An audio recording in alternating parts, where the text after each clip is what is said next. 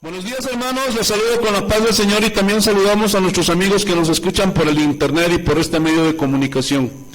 Hermanos, hoy día vamos a ver la segunda parte de este estudio, de esta materia que es hermenéutica. Y se acuerdan, la semana pasada estábamos en la tercera regla. ¿Cuál es la tercera regla, pastor? Tomar las palabras en su contexto, es decir, leer los versículos anteriores y posteriores. Y eso es muy importante. Y estábamos en Mateo capítulo 18, versículo 18. Pero hermanos, de este versículo han salido doctrinas que no tienen base bíblica. ¿Por qué pasó todo eso? Porque sacaron el texto de su contexto. Allá en el versículo 18, ¿qué dice? Mateo 18, versículo 18. De cierto os digo que todo lo que atéis en la tierra será atado en el cielo, y todo lo que desatéis en la tierra será desatado en el cielo. Entonces, estas palabras se han usado siempre para decir, te ato Satanás. Y no solo eso. Una vez inclusive escuché a un pastor decir, desato bendición sobre estas vidas. ¿Qué es eso, hermanos?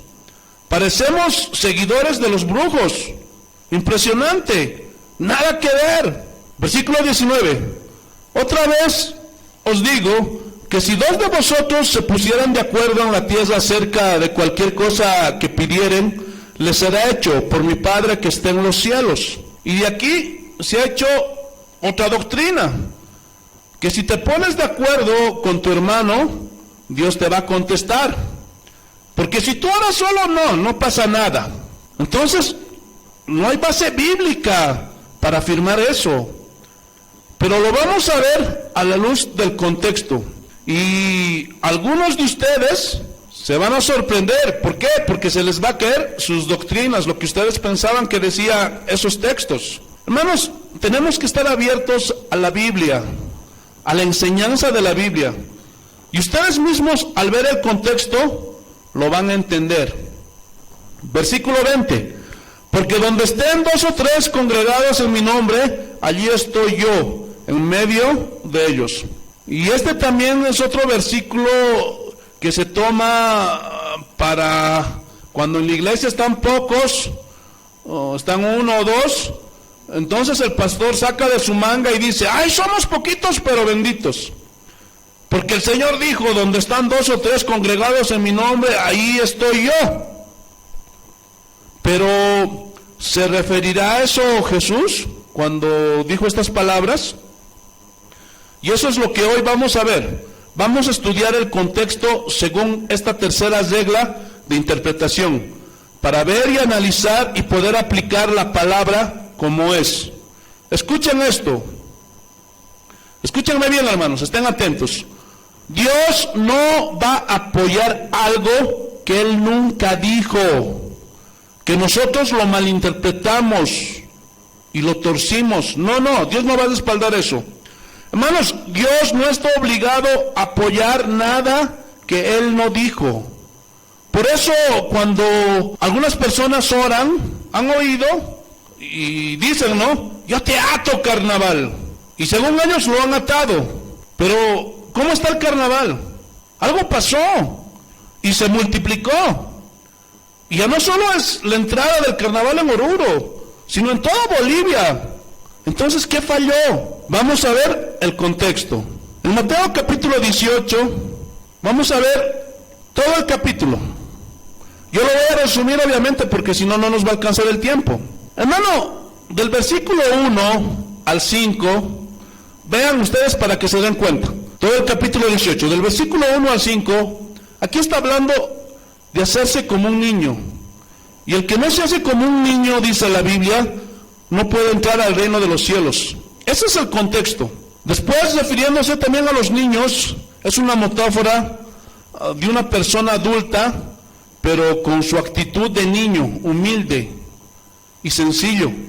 ¿Lo están entendiendo? Solamente es una metáfora. O sea, en otras palabras, refiriéndose a los nuevos convertidos. Del versículo 6 al 9, ahí habla de los tropiezos. Y dice, es necesario que vengan los tropiezos. pero hay de aquel por quien vienen los tropiezos. Aleluya. Entonces, seguimos avanzando. Del versículo 10 al 14, habla de la parábola de la oveja perdida, porque dice que una oveja se perdió, y el Señor va y lo rescata, y dice que hay fiesta en el cielo. Vayamos al versículo 14. Así que no es la voluntad de vuestro Padre que está en los cielos que se pierda uno de estos pequeños. Y quiero que noten que desde el versículo 1 hasta el versículo 14 está hablando de los niños, o sea, de los que tienen actitud humilde y que debemos de cuidarlos, debemos de hacerlos como niños, etc. Ese es el contexto. Hasta ahora, hermanos, no menciona al diablo para nada. ¿Verdad que no menciona? Aquí entramos en materia. Pongan atención. Versículo 15. Por tanto, hermanos, ese por tanto significa por lo cual, ¿en base a qué? ¿A qué se refiere? A los primeros versículos, a los anteriores versículos que ya leímos, en base a eso. Aleluya. Por tanto, si tu hermano peca contra ti, ve y repréndele estando tú y él solos. Aleluya. Escúchenme bien.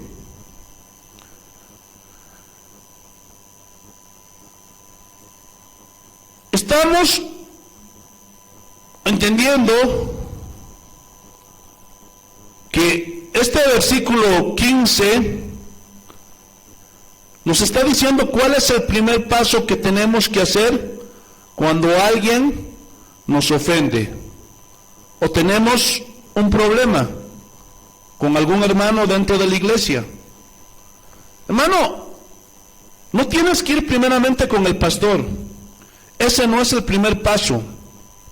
El primer paso es que vayas con la persona que tuviste el problema. Entonces, hermanos, ¿qué es lo que tienen que hacer primero? Ir con la persona con el cual tienen el problema. Muchas personas vienen y me dicen: pastor, deme un consejo, porque sabe, me ofendieron. Y yo les digo muchas veces: ¿ya hablaste con él? No, pastor, no hablé. Entonces ve y habla con él primero. ¿Por qué vienes conmigo, hermanito? Hermanos, entiendan esto. Si queremos resultados de la Biblia, tenemos que hacer lo que dice la Biblia.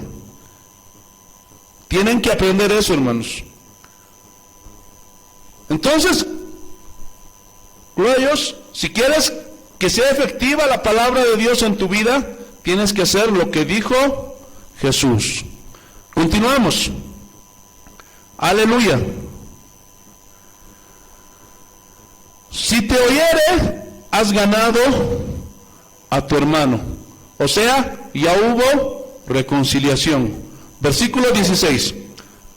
Mas si no te oyere, o sea, no te hace caso, porque no le caes, porque te odia, qué sé yo. Entonces, si no te oyere, toma aún contigo uno o dos. Toma aún contigo a uno o dos. Y pueden ser algunos de los hermanos que son más antiguos o tus más allegados. Y tú le cuentas el problema. Y le dices: yo tuve un problema con un hermano y ya lo confronté, pero no me quiere hacer caso. Entonces dice: por favor, hermanos, ¿quieren ser mi testigo? Ustedes van a ser testigos neutrales, para que vean, gloria a Dios, que no hace caso. Entonces, uno o dos testigos es el segundo paso. Todavía no tienes que ir con el pastor. Escúchenme, hermanos, la consejería pastoral es de las últimas que un pastor debe hacer. Sí, hermanos. Hay pastores que se la pasan de consejería en consejería, consejería, y no hacen el trabajo que tienen que hacer. ¿Saben cuál es el trabajo del pastor? Se los digo, la oración y el escudriñar la palabra de Dios. Por eso muchos de esos pastores no tienen tiempo, y antes del servicio recién están preparando el mensaje, y eso no está bien. Por eso no saben ni lo que dicen. Continuamos. Para que por boca de 2 o 3 testigos conste toda palabra. Y aquí consta significa que alguien es testigo y está validando lo que se está hablando, lo que se está diciendo. Versículo 17. Si no los oyere a ellos, dilo a la iglesia. Y este es el tercer paso. Y aquí recién hay que decirle al pastor. Entonces el pastor indaga, averigua qué pasó. Continuamos. Y si no llega a la iglesia, tenle por gentil y publicano. Es decir, como si no fuera cristiano. Porque el no cristiano no perdona, odia, se quiere vengar, etcétera, etcétera. Y estas instrucciones de la Biblia es para cristianos. ¿Lo están entendiendo, hermanos? Ahora yo quiero que noten el versículo 18. De cierto os digo que todo lo que atéis en la tierra será atado en el cielo, y todo lo que desatéis en la tierra será desatado en el cielo. Yo pregunto, hasta donde hemos leído, gloria a Dios, ¿dónde ha aparecido Satanás en el contexto? ¿Ah? ¿Dónde aparecieron los demonios? En todo lo que leímos. ¿Han aparecido? Pero para nada, ¿verdad? Entonces, ¿qué significa atar y desatar? Hermanos, los que son de casa de oración, ya les he enseñado en la congregación. Hermanos, aquí está hablando de perdonar. Porque cuando alguien te hace algo, estás ligado a él. Entonces, si tú eres un verdadero cristiano, sabes que tienes que perdonar, así como Dios te perdonó, ¿sí o no? Y si alguien viene y te pide perdón, ¿qué tienes que hacer? Tienes que perdonar. Gloria a Dios. ¿Y qué estás haciendo al perdonar? ¿Ah? Lo estás desatando. Pero cuando alguien no se arrepiente de lo que ha hecho, y tú lo has enfrentado y con los testigos y con el pastor, ¿qué se está haciendo con esa persona? Se está atando. ¿Por qué se está atando? ¿Por qué? Porque no se le está perdonando, porque no hay arrepentimiento. Y al no haber arrepentimiento, no hay perdón. Y esa es una manera de atar. Hermano, atar también significa sujetar en el griego original. Lo vamos a ver más adelante. Entonces, vemos que aquí, que no hay ninguna mención de demonios, ni desato bendición, ni nada de esas cosas. ¿De qué están hablando? ¿Ah? De perdón. Y mira lo que dice luego el versículo 19. Otra vez os digo que si 2 de vosotros se pusieren de acuerdo en la tierra acerca de cualquier cosa que pidieren, les será hecho por mi Padre que está en los cielos. Y muchos agarran este versículo y lo aíslan y dicen, la Biblia dice que si nos ponemos de acuerdo, vamos a pedirle que San José gane la Libertadores. ¿Ah? Por eso tenemos que ponernos de acuerdo los de Oruro para que San José ganen la Libertadores. ¿Ah? ¿Será así? ¿Ah? Hermano, yo quiero que me muestren nada más un versículo en las Escrituras fuera de esto, que diga eso, que hay que ponernos de acuerdo para poder doblar la mano a Dios. ¿Ah? ¿En qué parte? Para que Dios sí o sí nos responda. No hay. Hermano, la oración es personal. Y también podemos orar como iglesia. Pero no es de que nos vamos a poner de acuerdo, porque si uno va con Dios, no es efectivo. Pero si son dos, agárrate, Señor, porque ya somos dos.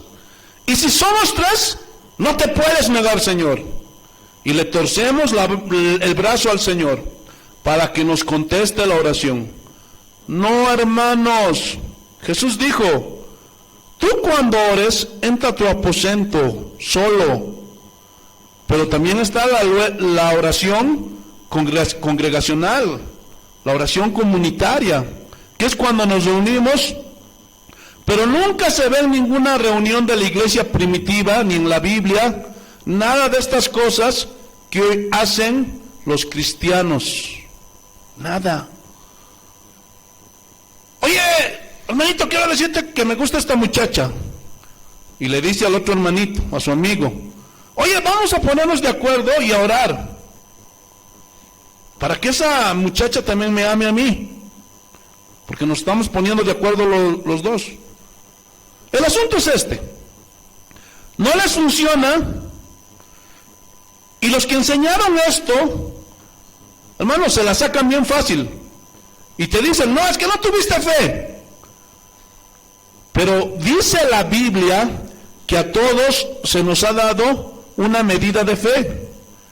Y en realidad, las cosas de Dios, hermanos, no necesitan una super fe, solo necesitan fe como un granito de mostaza. Eso dice la Biblia, ¿sí o no? Lo que pasa es que estamos pidiendo mal para nuestros deleites y nada tiene que ver con este versículo. Ahora, ¿a qué se refiere si dos de vosotros se pusieron de acuerdo en la tierra acerca de cualquier cosa que pidieren? ¿Saben de qué está hablando? De cuál es la disciplina que le van a dar al ofensor. ¿Qué es lo que van a hacer con él? Porque ese es el contexto, ¿sí o no? Seguimos. Para que haya más entendimiento, entonces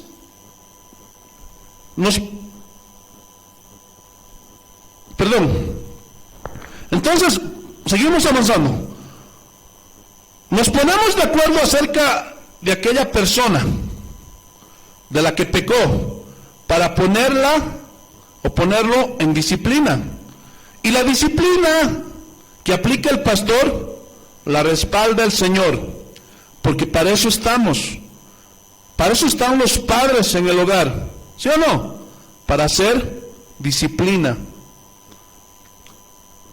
Para eso también están las autoridades en un país. Para eso está la policía en un país. Para eso está un juez en un país. ¿Para qué? Para hacer cumplir las leyes. Y al que viole las leyes, le dan su disciplina, ¿sí o no? Entonces, esos dos que se reúnen o tres, es para poner disciplina, gloria a Dios, al pecador. Versículo 20: porque donde están dos o tres congregados en mi nombre, allí estoy yo en medio de ellos. ¿Haciendo qué? ¿Hablando de qué? Y nuevamente noten, dos o tres congregados.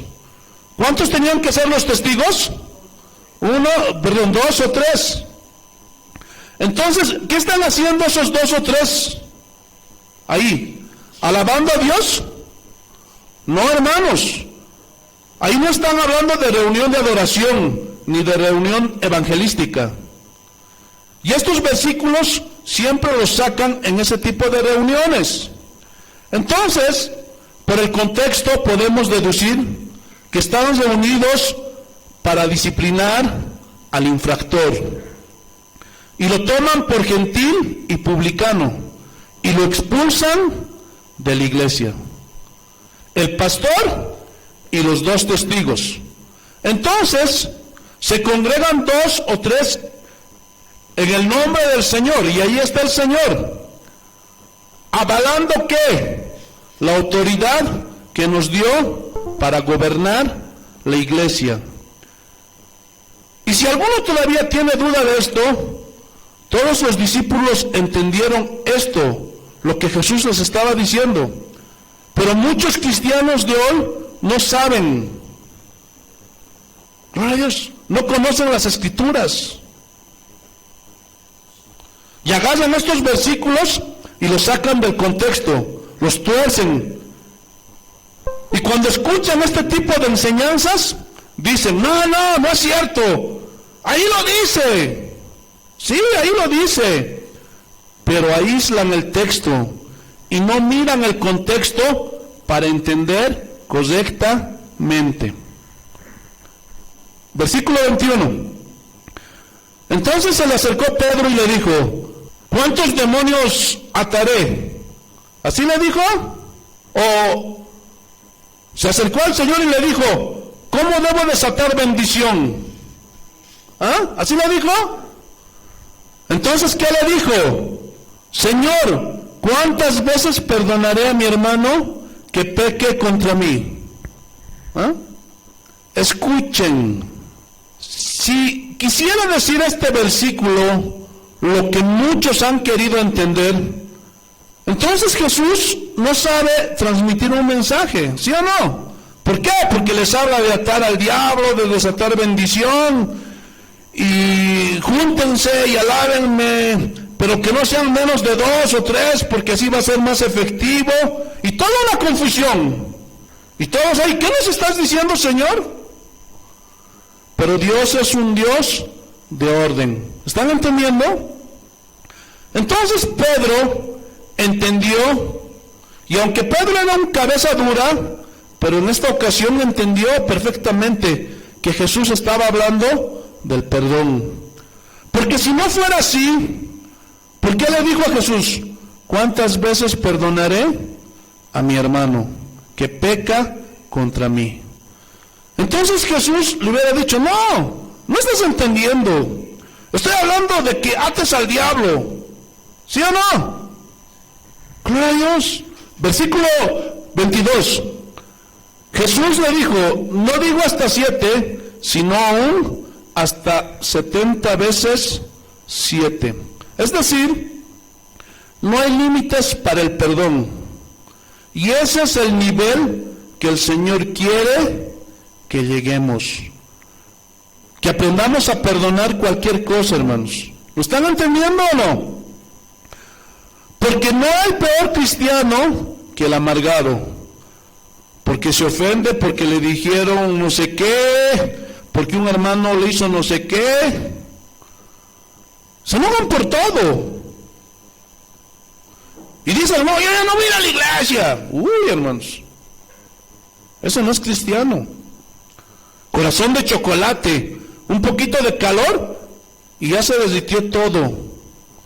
Hermano, sea lo que sea que te hagan, tenemos que aprender a perdonar. Escuchen bien, y vamos a ver el contexto de antes y después. Versículo 23.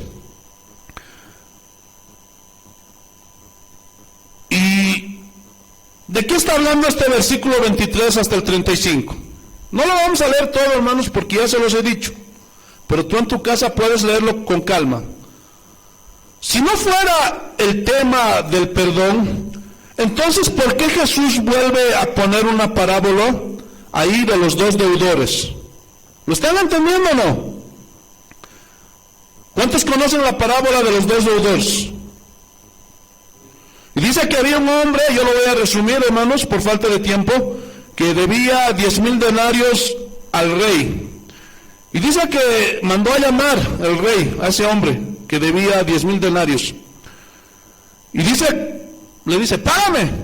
Y el hombre le dice, no, espérame y te lo pagaré. Pero hermanos, 10,000 denarios era una deuda impagable. Ejemplo, es como si alguien debería $1,000,000. ¿Sí? Ni viviendo 3 veces se pudiera pagar con el salario normal $1,000,000, ¿sí o no? Entonces le dice, te perdono. Y eso es lo que Jesús hizo en la cruz del Calvario cuando murió. Hermano, la salvación, el perdón que Él nos dio de nuestros pecados es invaluable. No se puede pagar. ¿Lo están entendiendo o no? Por eso dice, así como yo los he perdonado, ustedes también tienen que perdonar. Porque si yo les perdoné algo que no me hubieran podido pagar nunca, ¿qué es lo que les hicieron en este mundo? Nada. Perdonen. Y dice que este hombre se salió de delante del rey y se encontró con uno que debía 100 denarios. Es decir, es una deuda pagable, como cuando uno debe unos 500 bolivianos. Un denario era el salario de un día. Y le dijo, págame, págame. Y el otro le dijo, espérame y te lo pagaré. Pero dice que este hombre que fue perdonado, lo agarró del cuello y lo zarandeó y le dijo, si no me pagas, estás fregado. Y dice que lo comenzó a maltratar. Entonces alguien vio lo que este hombre estaba haciendo y le avisó al rey. Oye, rey, al que perdonaste todo, estás zarandeando a otro que le debe 100 denarios. Y dice que nuevamente el rey lo mandó a llamar a este hombre que le perdonó y le dijo, ¿qué no debiste hacer tú lo mismo? Así como yo te perdoné la deuda impagable que tú no podías pagar, ¿qué no debiste hacer tú lo mismo? Pero aquí no se refiere al dinero, entiéndanlo. ¿A qué se refiere aquí? A perdonar. Y miren lo que dice el versículo 33 y 34. ¿No debías tú también tener misericordia de tu consiervo como yo tuve misericordia de ti? Entonces su señor enojado lo entregó a los verdugos hasta que pagase todo lo que debía. O sea, nunca lo iba a poder pagar. Hermano, por eso dice la Biblia y advierte que si nosotros no perdonamos a los que nos ofenden, el Padre tampoco nos perdonará nuestras ofensas, nunca. Por eso, hermano, tienes que aprender a perdonar. Versículo 35. Así también mi Padre Celestial hará con vosotros si no perdonáis de todo corazón cada uno a su hermano sus ofensas. Pregunto otra vez, ¿dónde está la referencia a Satanás y atar demonios y serpientes y no sé cuánta cosa? Aquí no dice nada de eso, ¿verdad que no? ¿En dónde está la referencia a espíritus? ¿Hay alguna referencia ahí de espíritus inmundos? ¿Ah? ¿Verdad que no hay? ¿A qué se refiere atar y desatar aquí? A perdonar y dar disciplina. ¿Sí o no? ¿Lo están entendiendo o no? Aleluya. Ahora vamos a Mateo capítulo 16. El versículo 19. Espero que lo estén entendiendo, hermanos. Mateo capítulo 16, versículo 19. Gloria a Jesús. Así dice el Señor. Y a ti te daré las llaves del reino de los cielos. Y todo lo que atares en la tierra será atado en los cielos, y todo lo que desatares en la tierra será desatado en los cielos. Te alabamos, Señor. Otra vez podemos ver ahí atar y desatar.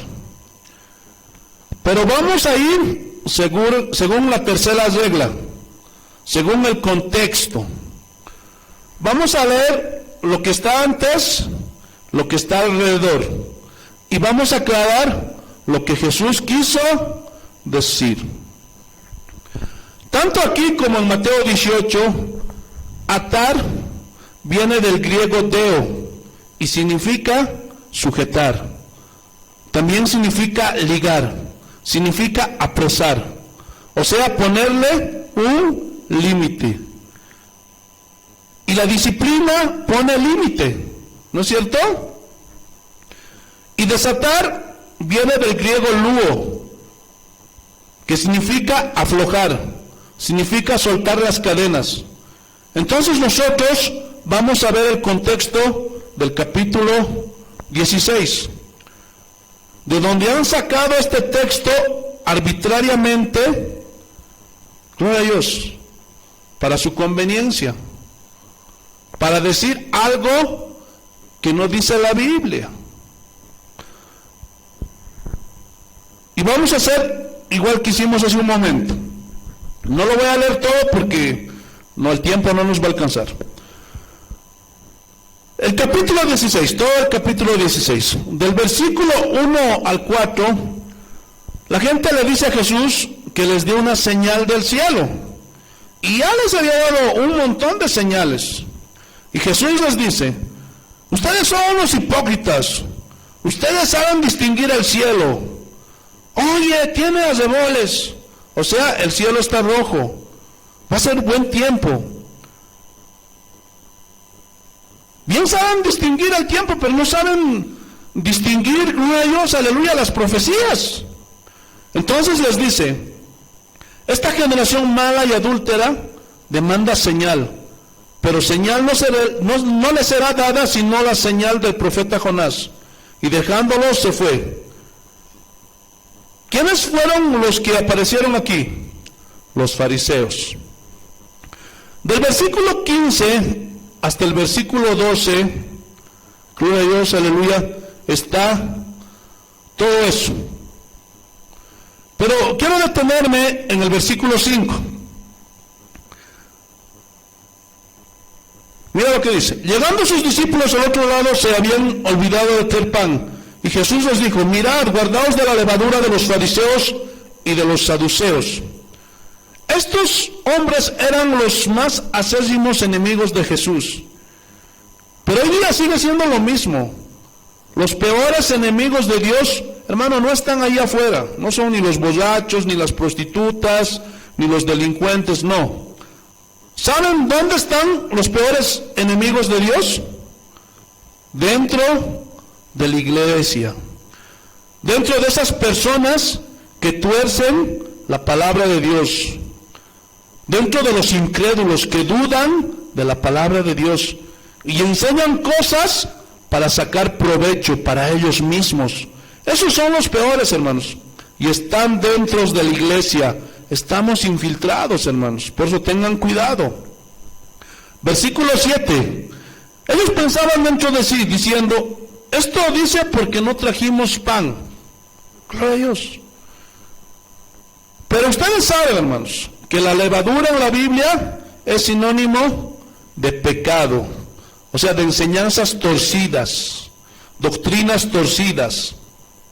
Es simbólico nada más.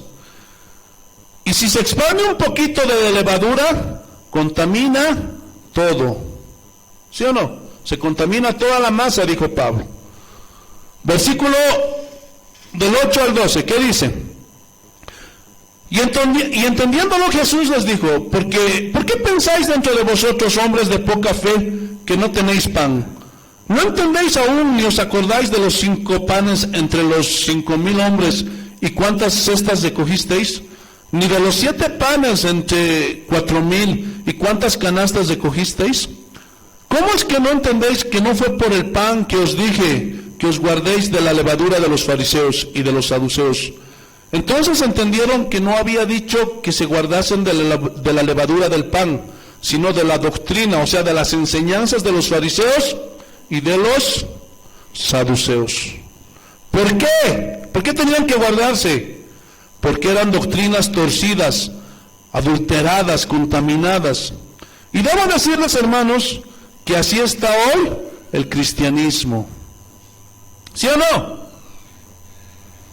Eso es triste, hermanos, pero es la verdad. Hoy hay cada aberración dentro del cristianismo, cada doctrina, que es increíble, hermano, no se puede creer. Y lo peor, nadie dice nada, nadie levanta la mano. Y esos hombres se comen cualquier cosa, se comen todo.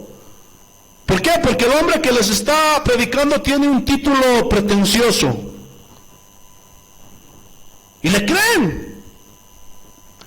Cualquier gringo, cualquier extranjero que viene a Bolivia trayendo cualquier cosa, se lo creen.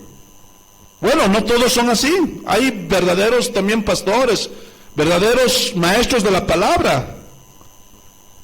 Pero la mayoría son falsos.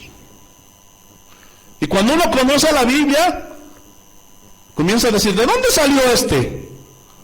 Del séptimo infierno. Hermanos, no hay séptimo infierno, pero hay algunos que salen con cada cosa y la gente, ¡ay, qué revelación, qué revelación! ¿Cuál revelación, hermanos? Eso lo dices porque eres ignorante de la palabra de Dios. Por eso, hermanos, en este lugar yo me esfuerzo para enseñarles la Biblia, para que no les engañen. Guárdense de esa gente, guárdense de esas doctrinas, dijo Jesús, porque están torcidas. Entonces las doctrinas de los fariseos era, ay, ¿por qué no te lavas las manos? Vas a contaminarte en tu corazón. Jesús les dice, ¿qué les pasa a ustedes? ¿Que no han entendido que lo que contamina al hombre no es lo que come, sino lo que sale del hombre? Y les comienza a explicar. Y los demás, los discípulos, comienzan a entender que del corazón es de donde salen los malos pensamientos, las blasfemias, toda esa basura. Pero comer sin lavarse las manos, eso no contamina. Ahora, por salud, es bueno lavarse las manos, ¿sí o no? Pero atribuirle poderes espirituales y que con eso se limpian tus pecados y eres santo, todo eso está lejos de la verdad, hermanos. Entonces en muchas iglesias les ponen falda hasta los tobillos y asumen que eso es un sinónimo de santidad, pero eso es un error. ¿Por qué? Hermano, yo conocía y conozco a muchas susodichas hermanitas que tienen las faldas hasta los tobillos. Uy, pero son terribles, hermano, terribles. Ni me pregunten. Y en esas iglesias las obligan a llevar faldas. Y ese es un error doctrinal. ¿Por qué?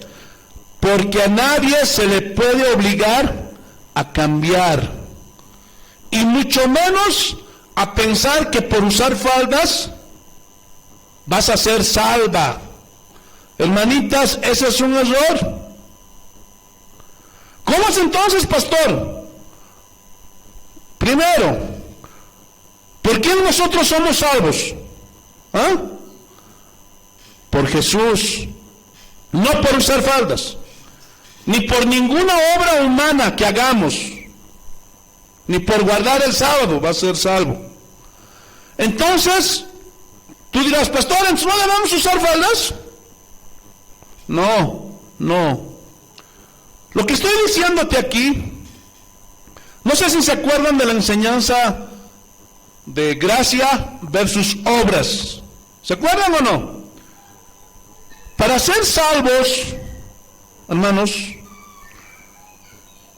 humanamente, con nuestras fuerzas, no tenemos que hacer nada. ¿Por qué? Porque Cristo ya pagó el precio.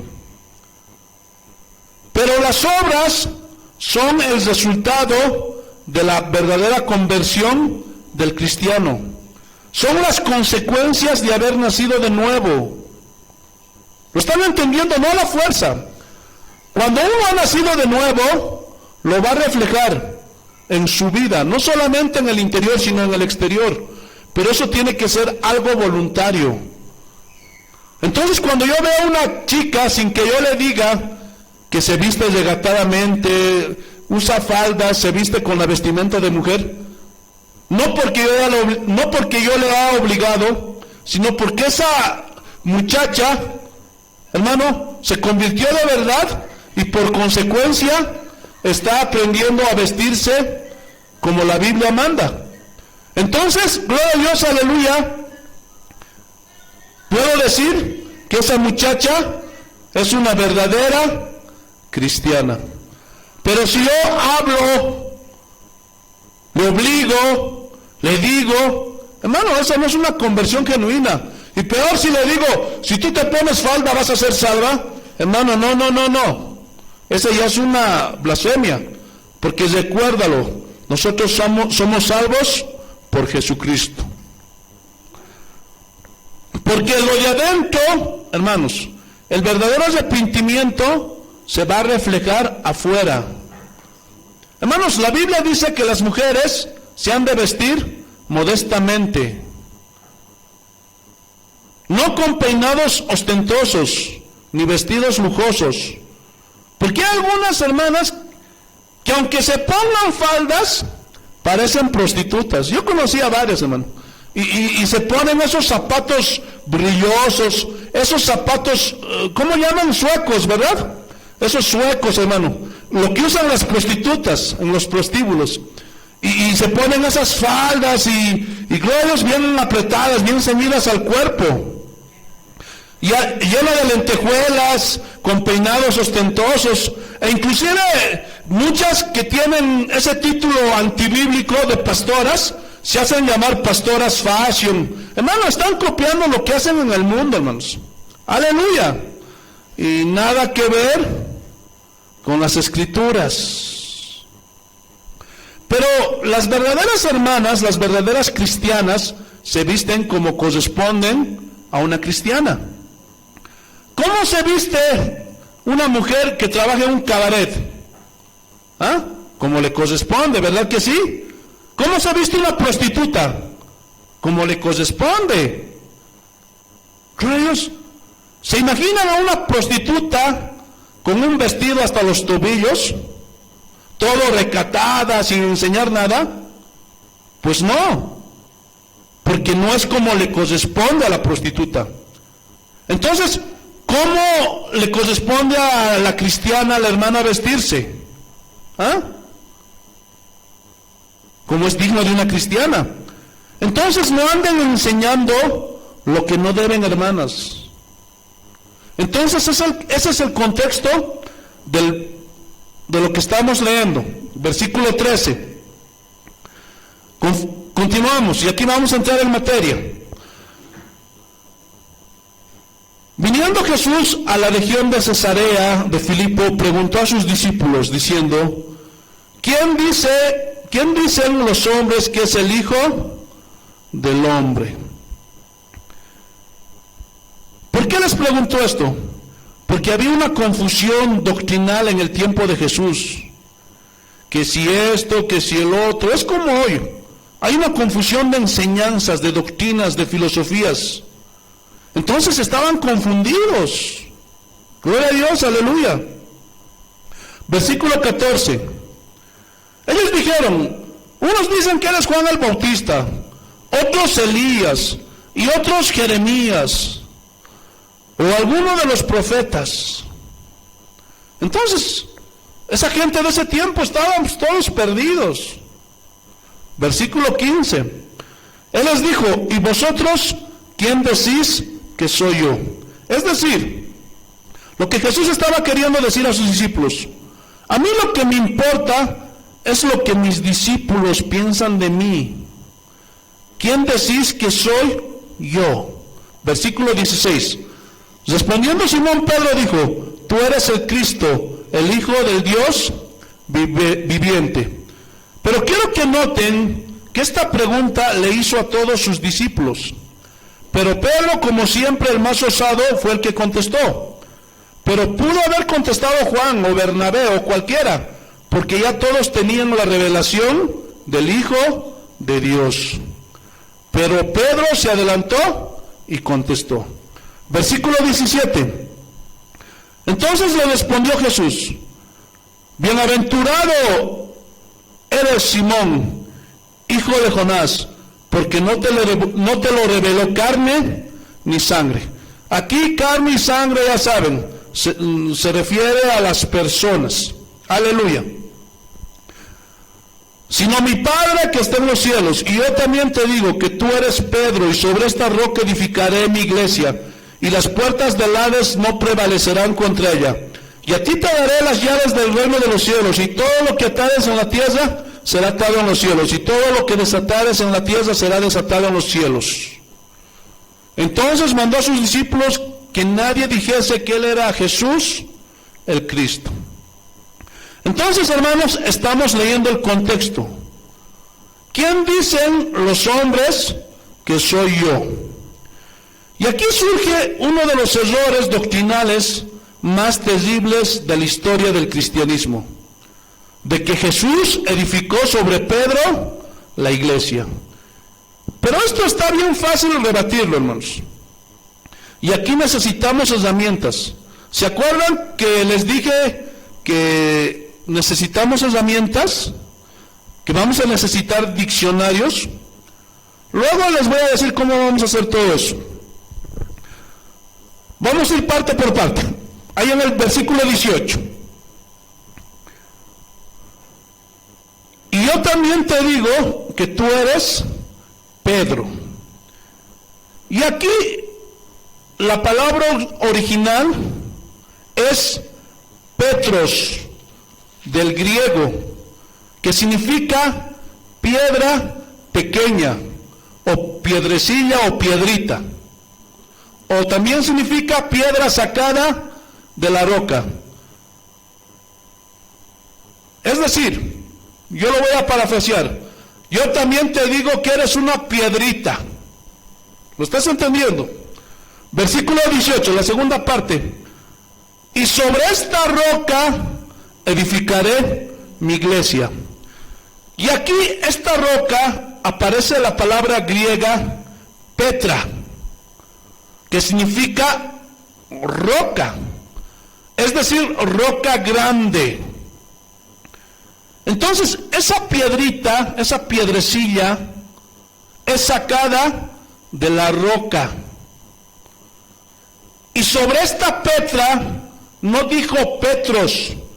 Los que tienen referencias bíblicas en su Biblia pueden verlo. La diferencia entre Petros y Petra está ahí abajito, búsquenlo. Debe estar con una I o con una letrita en minúscula. Y ahí lo van a poder ver. Y en cualquier diccionario bíblico. Aleluya. Ahora, ¿qué más dice? Y las puertas del Hades no prevalecerán contra ella. Edificaré sobre esta roca mi iglesia. Ahora, ¿cuál es la iglesia de Cristo? Porque muchos se preguntan: yo soy la iglesia verdadera, que esta es la iglesia verdadera. ¿Cuál es la iglesia verdadera de Cristo?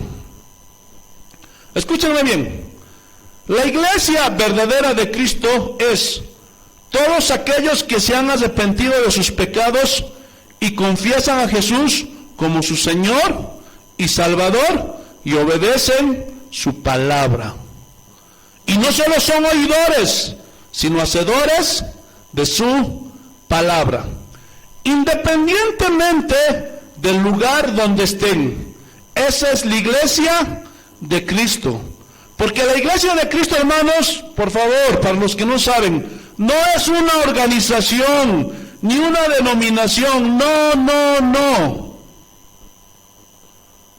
La verdadera iglesia la forman los arrepentidos y obedientes al Señor. Entonces, aquí hay algo muy interesante. Aquí se originó una de las interpretaciones más aberrantes. Pero ¿saben una cosa? Fue a propósito, deliberadamente. ¿Por qué? Porque por muchos años a la gente, la Iglesia Católica que en esos tiempos predominaba, no les dejaron leer las Biblias.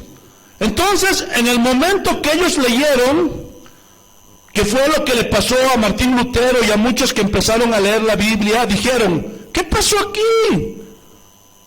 Están torciendo las Escrituras. Y desenmascararon a los católicos. Entonces, habla de la edificación de su iglesia. Y le dice a Pedro, mira lo que dice, y a ti te daré las llaves del reino de los cielos. ¿Qué simbolizan las llaves, dijimos? Autoridad. Porque el reino de Dios no es algo tangible aquí con nosotros. Llaves es simbólico. ¿Estamos de acuerdo, hermanos? Amén. Entonces, ¿qué significa esto según el contexto? ¿Qué es tener las llaves del reino de los cielos? ¿Qué es las llaves de los cielos? ¿Qué es las llaves del reino de los cielos? Hermano, las llaves aquí del reino de los cielos es el Evangelio. Esas son las llaves del reino de los cielos. Ahora, ¿para qué les dio las llaves? La autoridad. ¿Para abrir qué? Las puertas del cielo. ¿Cómo, pastor? A través del mensaje del Evangelio. ¿Lo están entendiendo? Pues ya lo van a entender. Y estas llaves o autoridad no solo se la dio a Pedro, sino también a todos sus discípulos de ese tiempo y también los que estamos en este tiempo dentro de las iglesias. Porque con esa llave que es el Evangelio, cuando tú predicas a una persona, le abres las puertas del cielo. ¿Lo están entendiendo o no? Aleluya. Ahora, la autoridad para disciplinar y gobernar, ¿de quién es? De los pastores. Hermanos, no es una democracia, no es el gobierno del pueblo, no. Es el gobierno de Dios, a través de lo que Él ha establecido dentro de la iglesia. Hermano, si tú quieres ser parte del reino de los cielos, hermanos, no es un gobierno del pueblo, por favor. No es un gobierno democrático donde tú opinas, yo pienso que esto está así o que esto deberías. No. El gobierno es un gobierno teocrático. O sea, que tú haces lo que Dios dice. Pero eso, hermano, tú no estás para cuestionar la palabra de Dios, sino para obedecerla. ¿Lo están entendiendo o no? Aleluya.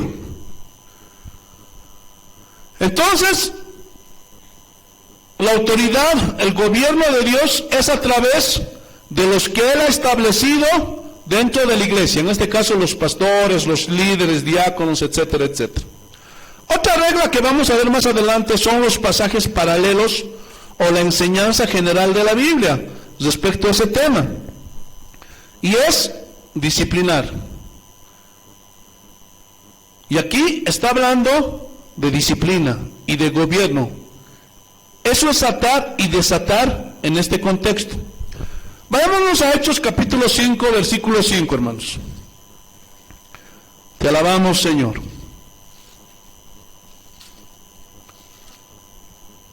Hechos capítulo 5, versículo 5.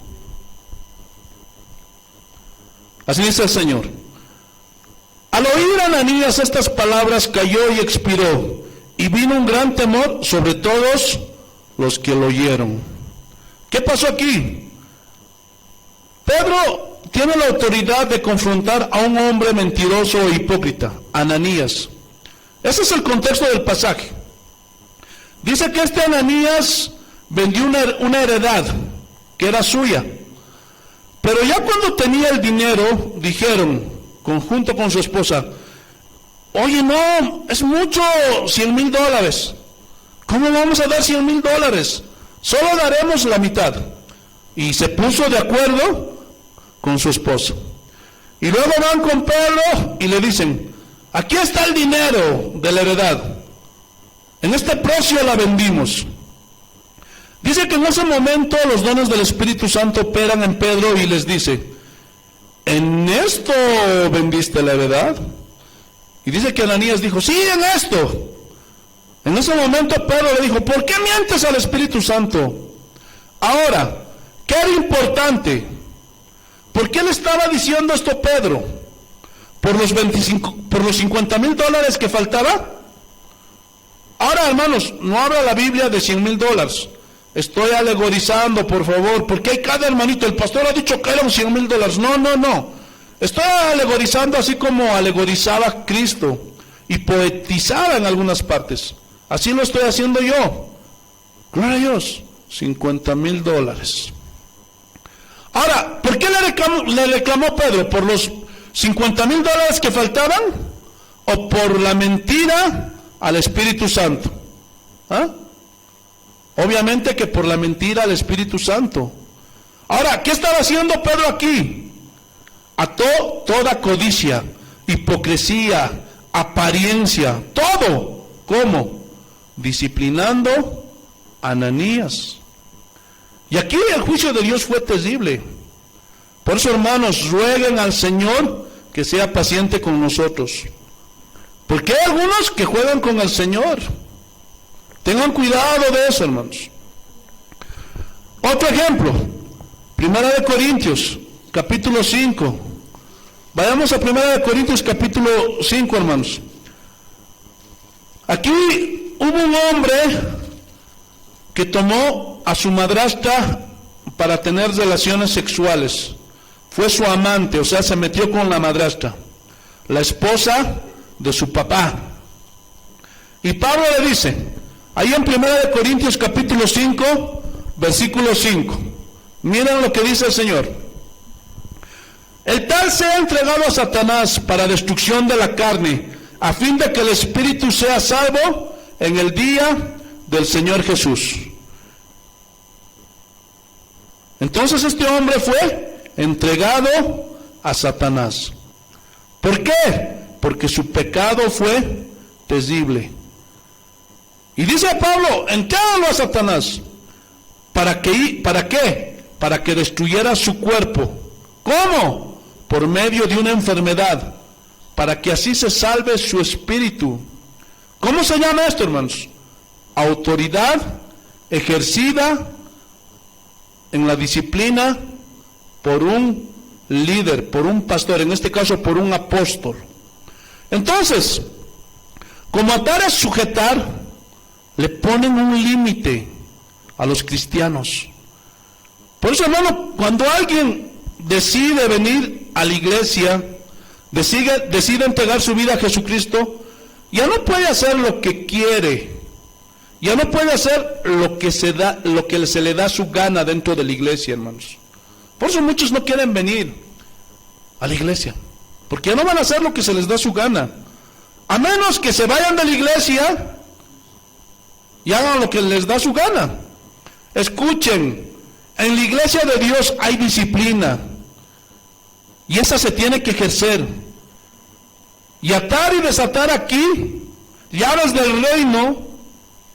Cuando Pedro predicó en Pentecostés, ¿qué hizo? Les abrió las puertas del reino. ¿Cómo? Con la llave de la predicación del evangelio. Gloria a Dios. ¿Qué hizo? Los desató.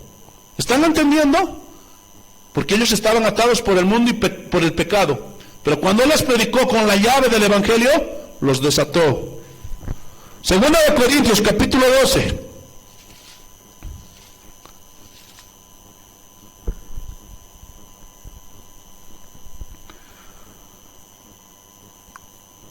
Segunda de Corintios, capítulo 12, versículo 20. Y aquí Pablo está hablando a los corintios. Mira lo que dice. Pues me temo que cuando llegue no os haya tal como quiero, y os he hallado de vosotros cual no queréis, que hay entre vosotros contiendas, envidias, iras, divisiones, maledicencias, murmuraciones, soberbias, desórdenes, que cuando vuelva me humille Dios entre vosotros, Y quizás tenga que llorar por muchos de los que antes han pecado y no se han arrepentido de la inmundicia y fornicación y lascivia que han cometido. ¿Cómo estaban los corintios? ¿Ah? En pecado, perdidos. Continuamos en el siguiente capítulo 13, versículo 1. Esta es la tercera vez que voy a vosotros. Por boca de 2 o 3 testigos se decidirá todo asunto. ¿Cuántos tenían que ser los testigos en Mateo? 2 o 3. Gloria a Dios. Entonces, Pablo entendió perfectamente lo que era atar y desatar, perdonar o no perdonar, ejercer disciplina y autoridad dentro de la iglesia. ¿Están entendiendo, hermanos? Aleluya. Entonces, por boca de 2 o 3 testigos se decidirá todo asunto. He dicho antes y ahora digo otra vez, como si estuviera presente y ahora ausente. Lo escribo a los que antes pecaron y a todos los demás, que si voy otra vez, no seré indulgente. ¿Cómo iba a llegar Pablo, gloria a Dios, a Corinto? ¿Ah? ¿Cómo? Con la vara en la mano. ¿Ejerciendo qué? Autoridad. Por medio de 2 o 3 testigos se decidirá todo asunto. Yo quiero que noten cómo los discípulos entendieron perfectamente esto. Vayamos a 1 de Timoteo, capítulo 18. 1 de Timoteo, capítulo 18.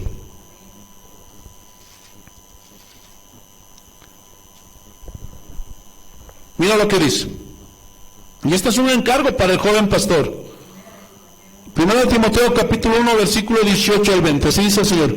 Este mandamiento, hijo Timoteo, te encargo, para que conforme a las profecías que se hicieron antes en cuanto a ti milites por ellas la buena milicia, manteniendo la fe y buena conciencia, desechando la cual naufragaron en cuanto a la fe algunos, de los cuales son Himeneo y Alejandro, a quienes entregué a Satanás para que aprendan a no blasfemar. ¿Qué hizo Pablo aquí? ¿Ah? Ejerció la autoridad y la disciplina. ¿Qué hizo con Alejandro e Himeneo? Los ató. Hermanos, en una iglesia, cuando alguien hace algo y se disciplina a esa persona, muchas veces se puede ir, pero en otras ocasiones también se puede quedar, según sea el caso. Pero si a donde va esa persona se va con una amargura por la disciplina, hermano, está perdido.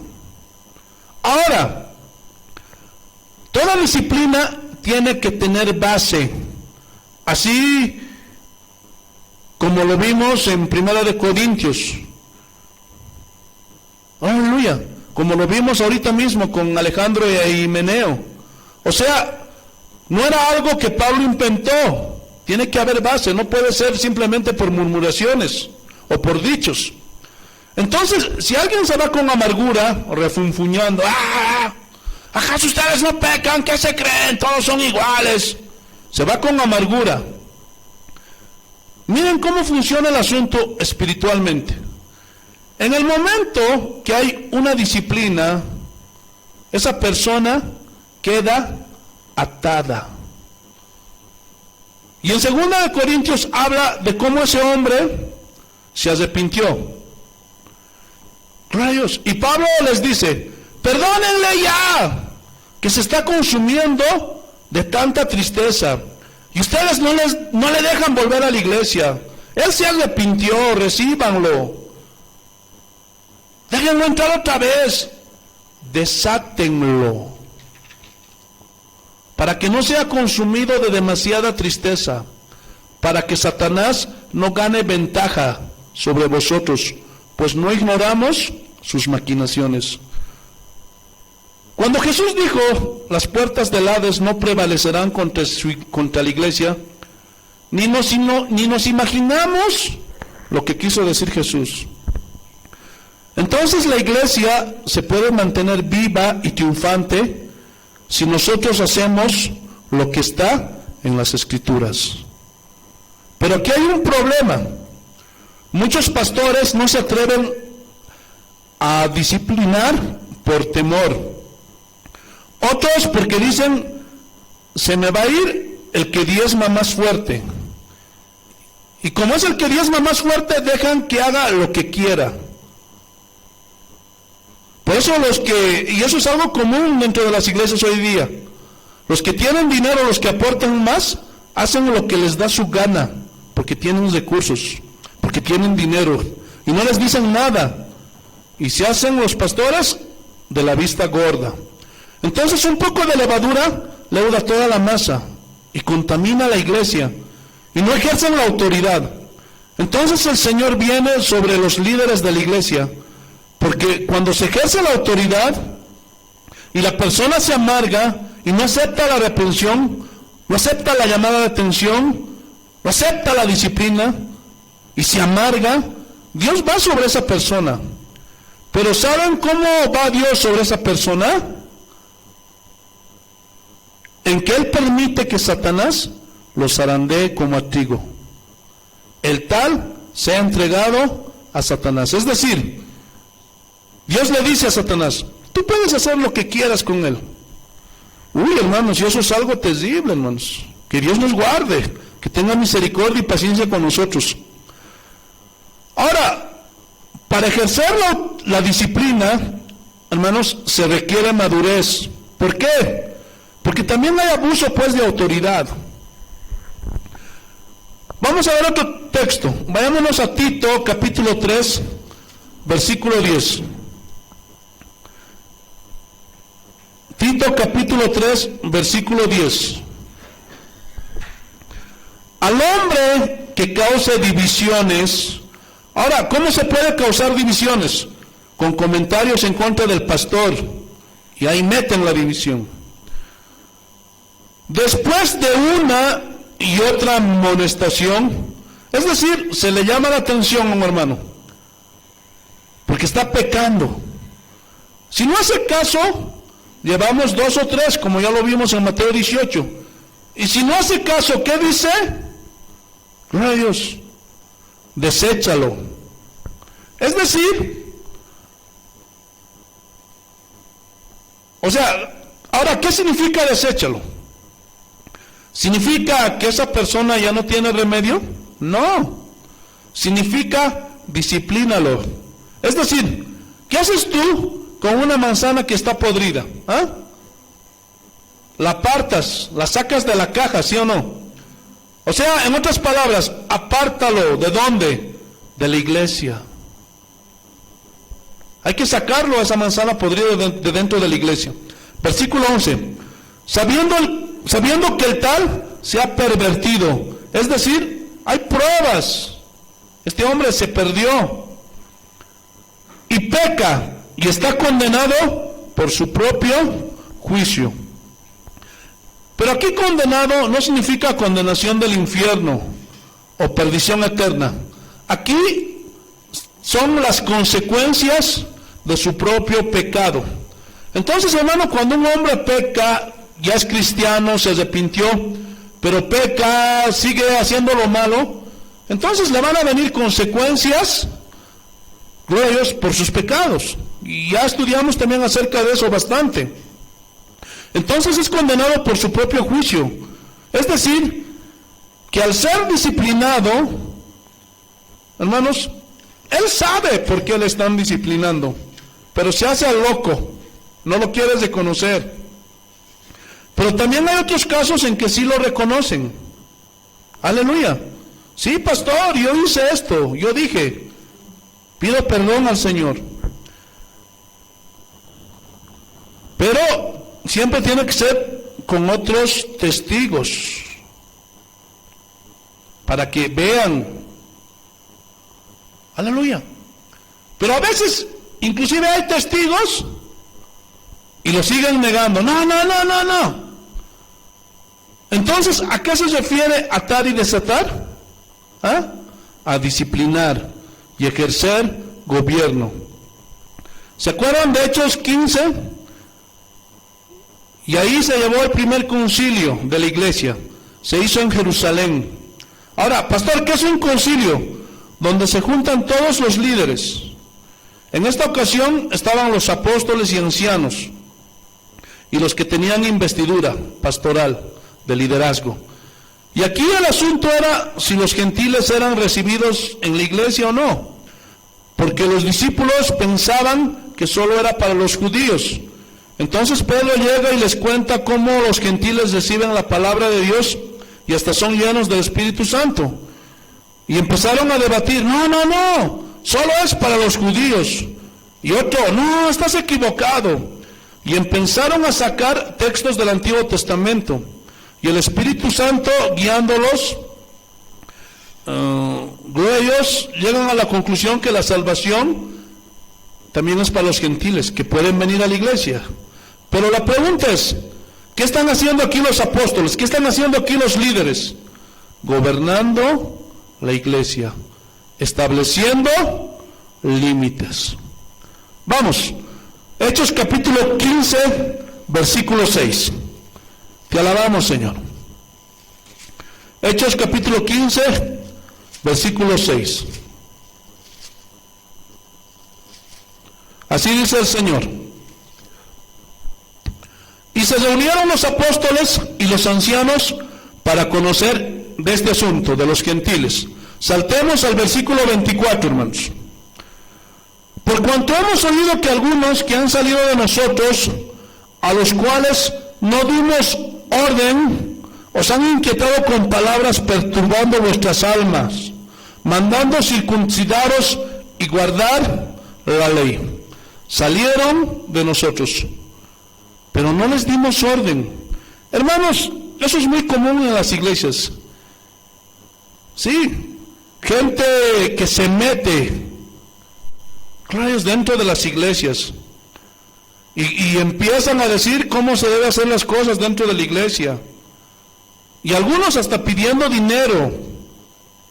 Y hay pastores que cometen el gravísimo error de que llega una persona nueva a su congregación y porque sabe Juan 3:16, le ponen a predicar.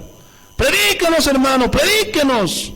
Y a los 15 días, al mes, ya los tienen predicando. Nunca les preguntaron de dónde vienen y por qué están ahí. ¿Y qué creen que pasa en ese tipo de iglesias? Empiezan con cosas antibíblicas, heréticas. ¿Por qué? Porque puede ser gente que salió por disciplina o por rebeldía. Hermano, puede ser gente amargada por la disciplina que se les dio.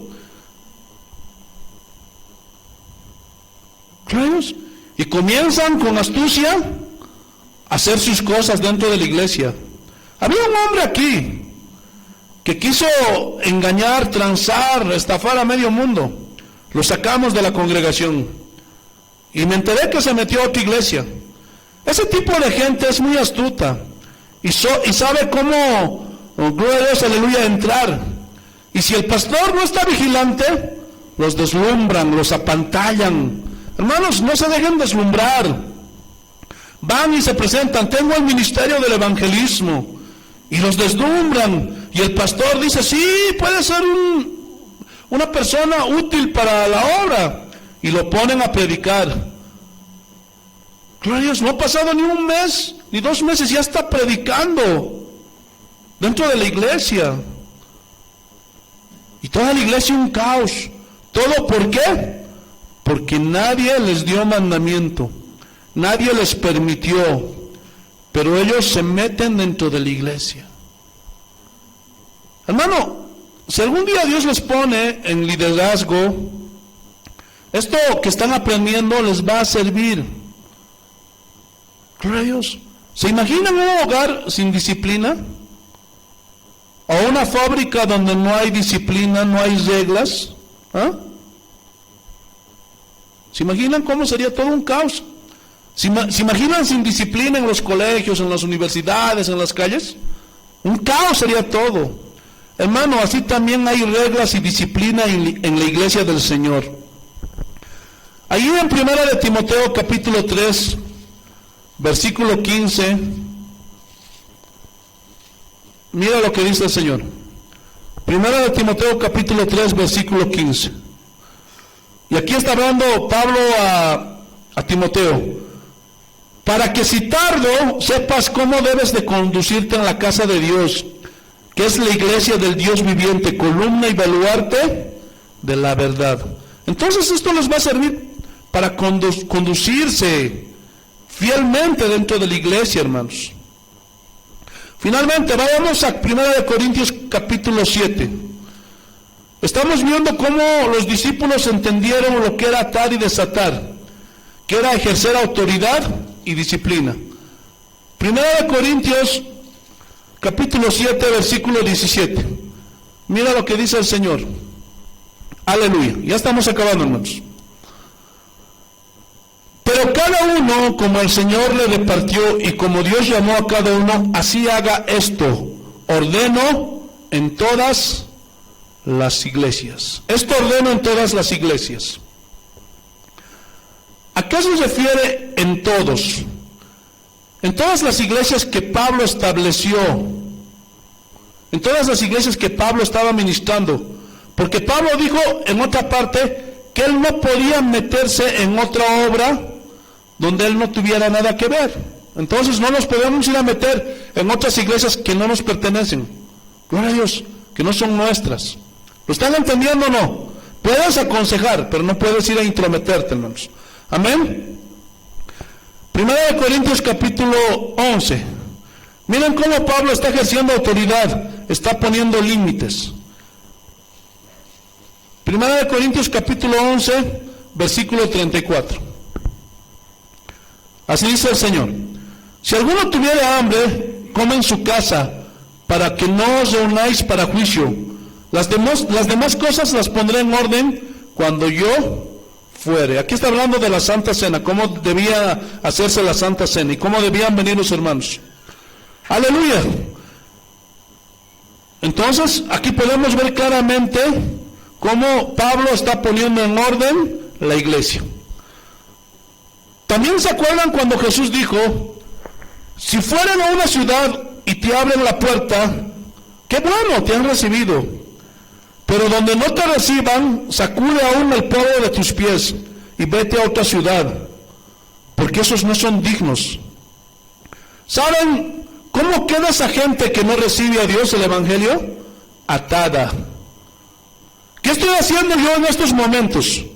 Estoy ejerciendo la autoridad pastoral y de maestro en enseñarles. Pero hay muchas ataduras impuestas. ¿Cómo? Por doctrinas heréticas que atan a las pobres ovejas. No sé si me estoy explicando. Entonces, ¿qué estoy haciendo? Y es delicada la situación, hermanos.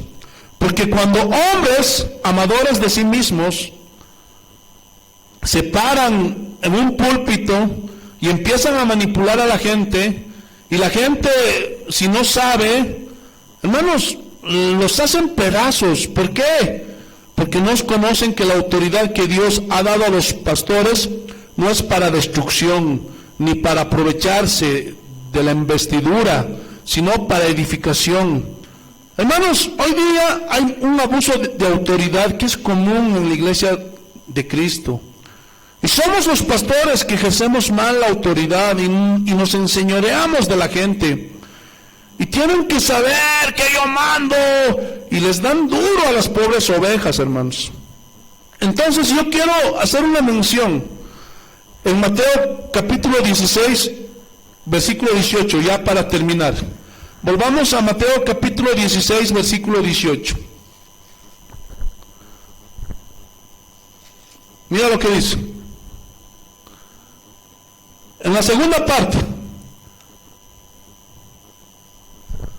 Mateo capítulo 16, versículo 18, para que no se me olvide. Y las puertas del Hades no prevalecerán contra ella. Aleluya. ¿Qué quiso decir Jesús cuando dijo, y las puertas del Hades? Escuchen esto. Hades significa las puertas del infierno, del lugar de los muertos. No prevalecerán contra ella. O sea, contra la iglesia. Entonces quiero resaltar, no prevalecerán. Y no prevalecerán viene de no prevalecer.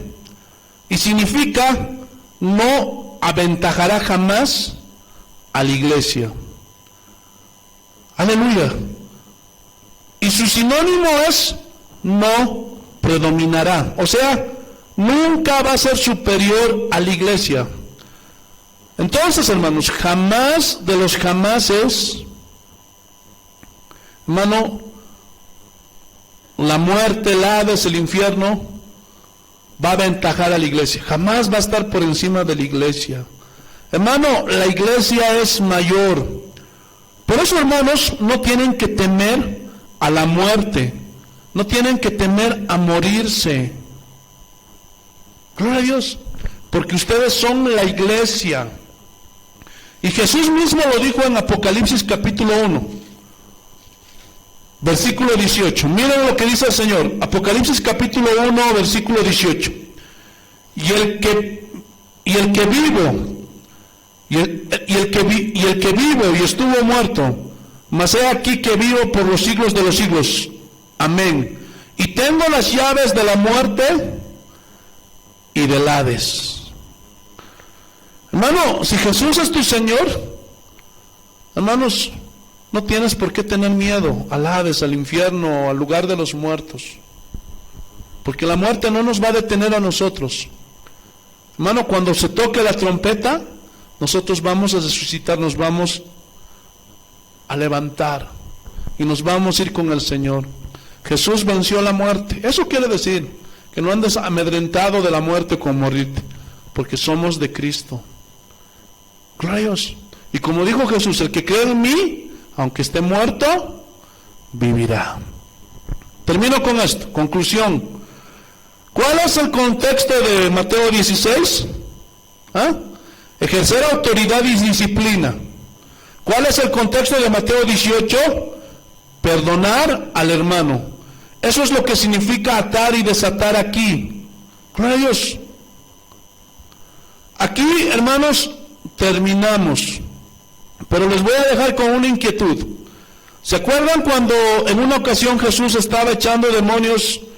Los fariseos le dijeron, por Belcebú, echa fuera a los demonios.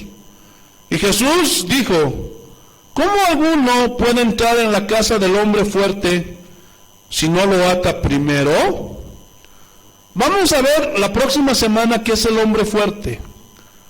Vamos a ver ahí qué significa atar.